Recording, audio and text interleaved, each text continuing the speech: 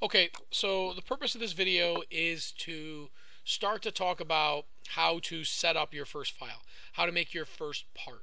So one of the things that you can do and how Inventor works is typically it works in projects, right? Different from AutoCAD, it's not just a bunch of sketches. The idea behind Inventor is that you build a whole bunch of different parts in separate files and then you assemble them together into one big file to make a part. I use the example of a desk a lot. Imagine if in one drawing I made the top of, a table. I make the top of a table. Then in another drawing I make one of the legs. Then in another drawing I make the coasters that go under the legs. All in 3 separate files. And then I make an assembly file is what it's called, and I bring those parts together and I assemble them together to make one big table. So in order to do any of that, to start off you have to make a sketch. But we're going to go through and we're going to talk about how to make a project. So if I go to projects, it talks about which one is active, and you could have more than one. So like if Inventor Electrical Project was the one that I wanted open, then I would click on that. It's not. I'm going to stay here with default, so that's fine. If I'm going to start a new one, which we will today, we're going to make it a new single user project. So we're going to hit next. It's going to ask us what our project name should be. I'm going to call our project name 13 Isometrics. Oops, put a space in there. Put a dash to it if it'll let us. Isometrics. Okay, and you'll see it makes a file. And it says, it also wants to know where our destination is going to be. So right now, it's putting it in users, DuffM, documents, Inventor, 2000, or Inventor 13. This is not where we want it to go. So we're going to change its location. So we're going to go to this PC. I'm going to go find my network folder. You're going to go find yours. And inside of Q1 or Q2, depending on where we are when we start this project, you're going to save this inside of either Q1 or Q2. I'm going to save mine just in my network folder anywhere, just to get it there, and then I'll deal with it later.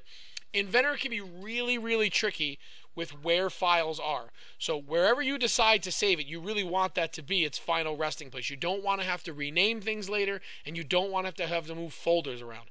When you make your table, if you make your tabletop and then you make your legs and then you make your coasters, it's different from Word. So like for example, when you're in Microsoft Word, you make a Word document and you bring in a picture. And let's just say, for argument's sake, that if you bring in one picture, it goes from 1 kilobyte, and then it's a 5 kilobyte picture. It makes your drawing size 6 kilobytes. And then you bring in a 10 kilobyte picture, and it makes it 16 kilobytes. Inventor doesn't work that way.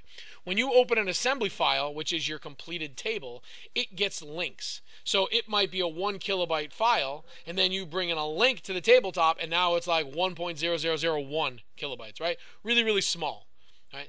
The idea is that it's constantly linking. So if you change that link, when it opens up the assembly file, it doesn't know where to go. So long story short, it's really important that you decide on a final resting place for all of this stuff and that you leave it in that place kind of forever.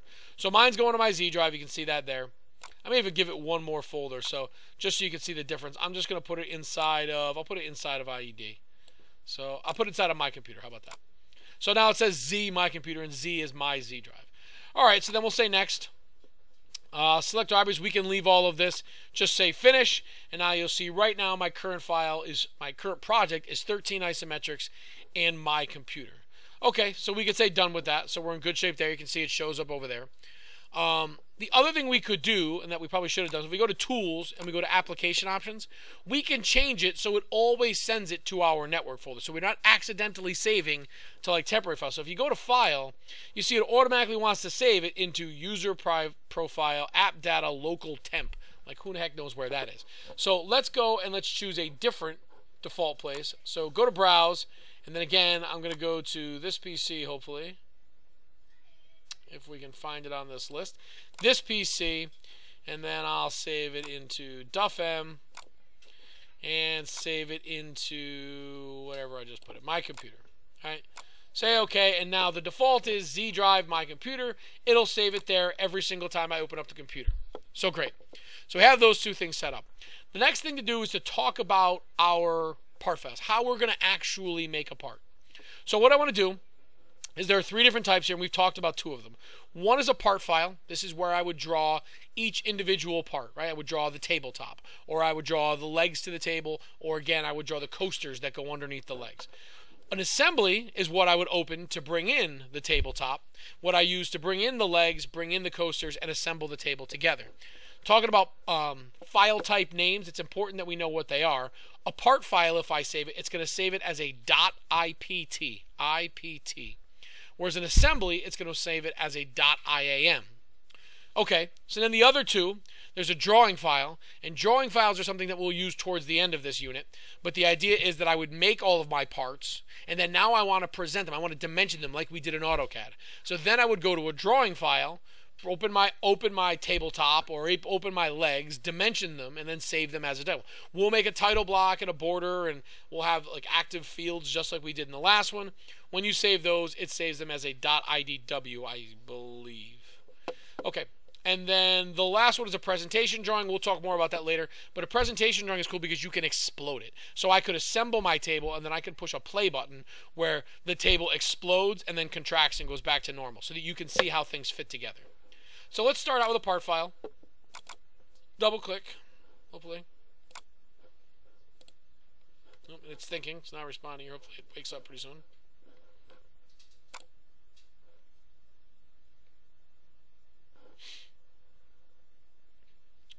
And so what it does, it opens us up in this gray space right here.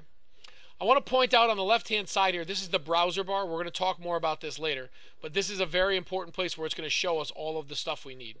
So the first thing we have to do is we have to make a sketch. We're going to sketch our object, and then we're going to extrude it. So the first thing I would want to do whenever I open up a new part file is I want to go to Start 2D Sketch. So when I start my sketch, it's going to ask me to choose a plane to put my sketch on. I can choose my XY, I can choose the YZ, or I can choose the, excuse me, this one was the XY, this one is the YZ. I'm going to suggest that every single time you open it, you choose the XY plane, which is congruent with what they've labeled as the front view. It will help you later so that when you hit like isometric view, like if you just hit isometric view, it will put your front view on the left, it'll put your right view on the right, it'll put your top view on the top.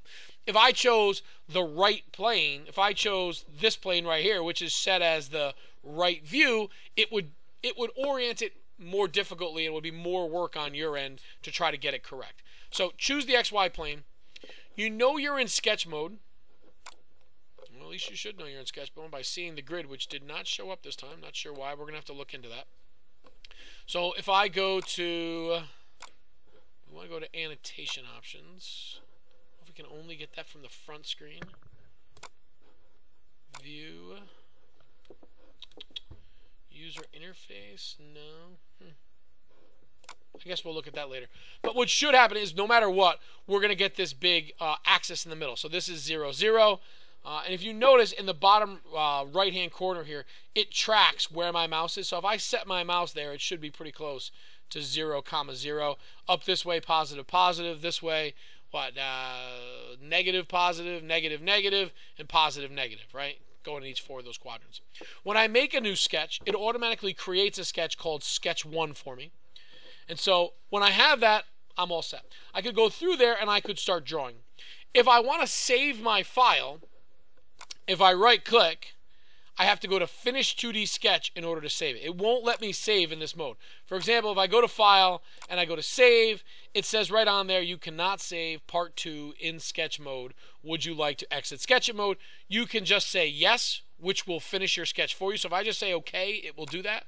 Or I can right click here and I can go to Finish 2D Sketch. Okay? So now I have in my browser bar, which I did not have before, I have Sketch 1. Right? I still have my file called Part 2. Now's a good time to name it. So let's go to File, go to Save. Now it should bring me directly to my spot, which it does. It brought me right to Part 2. So I'm going to rename Part 2 and I'm going to rename it ISO 1. Okay? ISO 1, hit save, it says it right there. Okay, and I still have sketch 1. So the other thing too is in the browser bar, so if I go to view and I go to user interface, sometimes throughout the year you'll lose the browser bar. And if you want to know where that is, you can turn on and off all of these things. So if I come here and I go to like the view cube, I can turn that off. The navigation bar, I can turn that off and turn it back on. The status bar, the document tabs, the marking menu, and maybe they made it. Oh, so they actually changed the name. This used to be called the browser bar. Now it's called the model bar. I don't know. But you can turn it on and off, right, if that's the sort of thing that you need to do. Okay. Other than that, you should be in pretty good shape to get started with the first drawing. I'm going to stop the video here, come back, and we'll start to talk about how to draw your first isometric. So we've saved it, and now you should be good. Okay, good luck.